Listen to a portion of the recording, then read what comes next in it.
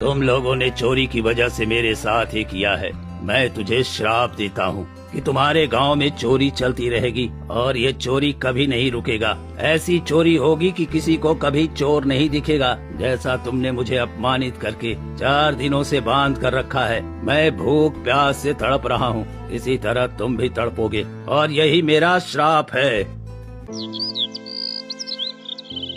किसी तरह रात हुई। साधु बिना पानी और खाने के तड़प रहे थे और तड़प तड़प कर अपना प्राण वहीं त्याग देते हैं।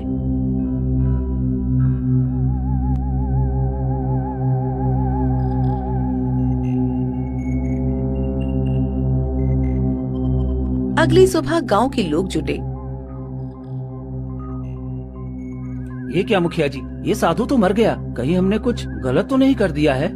अरे इसमें हमारी कोई गलती नहीं है, ये बूढ़ा था इसलिए मर गया। जाने दो इसे, जंगल में फेंक आओ, नहीं तो ये बदबू करने लगेगा। मैं अभी साधु को जंगल में फेंक आता हूँ। मदन और कुछ गांव वाले साधु को ले जाकर जंगल में फेंक देते हैं।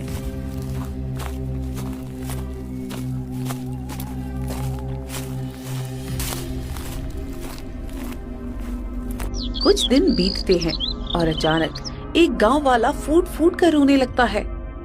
हे भगवान, ये क्या हो गया? मेरे घर के सारे जेवर गायब हो गए और मेरी पत्नी ने आत्महत्या कर ली। ये तुम क्या कह रहे हो? भला हमारे गांव में तो चोरी रुक गई थी, फिर चोरी कहाँ से हो गई? पता नहीं, हम सब खाना खा ही रहे थे कि अचानक मेरी पत्नी उठी अलमीरे से कपड़ा निकालने और देखा कि सारा जेवर गायब है। वो इतना महंगा जेवर था कि उसे देखकर मेरी पत्नी को हार्ट अटैक आ गया और वो इस दुनिया से चली गई। अरे मैं तो लुट गया, बर्बाद हो गया, मैं कहीं का नहीं रहा। और सबसे बड़ी बात कि कोई चोर भी नजर नहीं आया। ये कैसे हो सकता है? भला ये चोरी, वो भी आंखों के सामने, बिना किसी के होने से? ये तो सच में बड़ी घटना है। हमें अब पूरी रात पहरेदारी करनी पड़ेगी, तभी हम इस चोरी को रोक सकते हैं। फिर उस रात पूरे गांव वाले जाकर पहरेदारी करते हैं।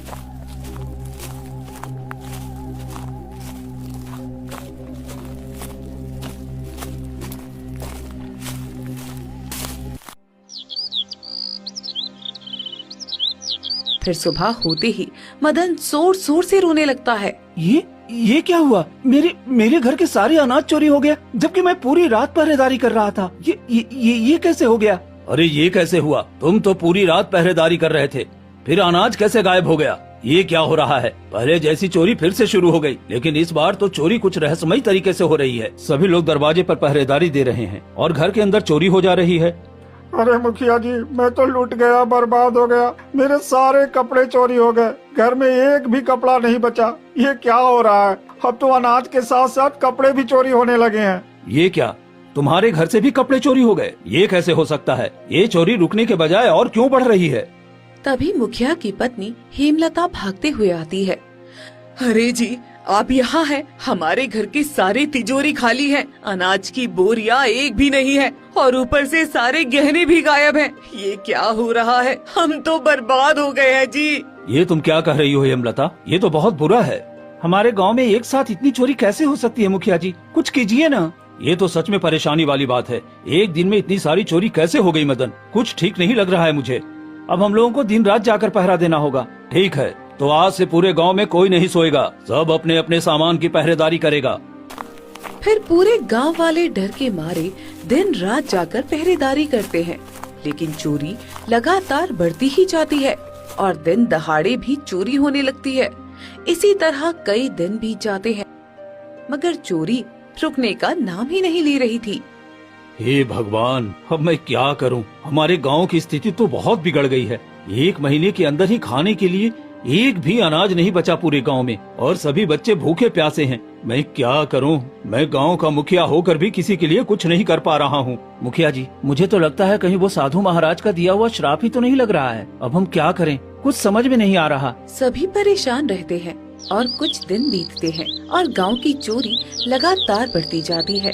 एक दिन मदन और मुखिया चौपाल पर बैठकर पहरेदारी कर रहे थे। तभी एक गाय भागती हुई गांव में आती है। अरे ये गाय हमने तो पहले कभी नहीं देखा। ये हमारे गांव में क्या कर रही है? जरूर कोई बात है जो ये हमें बताना चाहती है। भला एक गाय कैसे बोल सकती है मुखिया जी? मैं बोल सकती हूँ। मैं कोई साधारण गाय नहीं हूँ। मैं अपने गुरु को ढूंढ रही हूँ। कई दिनों से उन्हें ढूंढ रही हूँ, पर वो मुझे कहीं मिल ही नहीं रहे। तुम्हारा गुरु? गाय का भी भला कोई गुरु होता है? कौन है तुम्हारा गुरु, बताओ तो। मेरे गुरु एक साधु महाराज थे जो बहुत दिनों के बाद तपस्या से लौटे थे। उन्होंने कहा था कि वो खाने का इंतजाम करने जाएंगे, पर अभी तक वो वापस नहीं आए। मैं उनकी प्रतीक्षा करते करते थक गई, तो अब मैं उन्हें ढूंढने निकली हूँ। सब जगह ढूंढा पर वो कहीं नहीं मिले। अब मैं तुम्हारे गांव में आई हूँ। क्या आपने किसी साधु महाराज को देखा है जो बहुत बूढ़े होंगे और तपस्या करके लौटे हैं? ये क्या? हमने तो उनके साथ बहुत बड़ा अन्याय कर दिया। ये हम सबसे क्या हो गया? हमने तो बहुत बड़ा पाप कर दिया मदन। क्या हुआ? आप लोग इतने परेशान क्यों हैं? हम सबको माफ कर दो। हमने गुरु महाराज को चोर समझकर उन्हें पेड़ से बांध दिया और वो कई दिनों तक हम सबसे विनती करते रहे, पर हमने उनकी बातों पर विश्वास नहीं किया और वो वहीं पर दम तोड़ दिए। हमने उन्हें गांव के बाहर मिट्टी के नीचे दफन कर दिया और उनका दिया हुआ श्राप हमारे गांव पर लग गया और आए दिन चोरी लगातार बढ़ती जा रही है। हमसे बड़ी गलती हो गई, हमें माफ कर दो। तुम लोगों ने ये क्या कर दिया? इतना बड़ा पाप किया तुम लोगों ने। मेरे गुरु को जान से मार दिया। मैं तुम लोगों को कभी माफ नहीं करूंगी।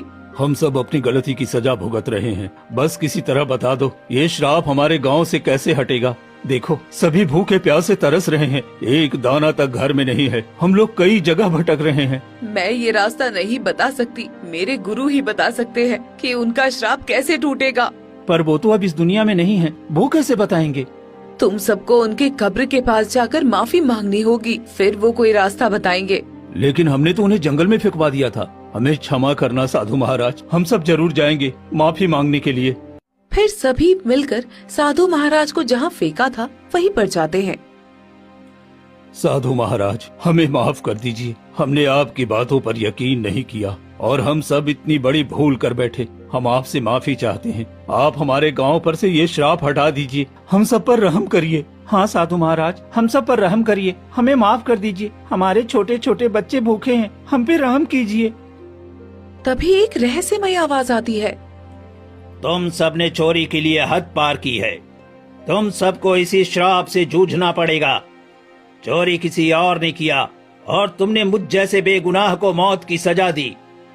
गुरुदेव, आप इन सबको माफ कर दीजिए। इन सब ने बहुत गलत किया है, लेकिन गांव में बहुत सारे भूखे बच्चे हैं जो भूख से रो रहे हैं। मैं उन्हें देखकर आई हूँ। आप अपना श्राप इनसे हटा लीजिए।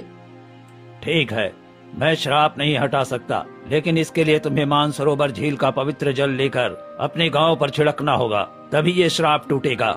जी साधु महाराज, मैं वो मानसरोवर झील का पानी अवश्य लेकर आऊंगा और हम सब ने जो गलती की है उसका प्रायश्चित भी करेंगे।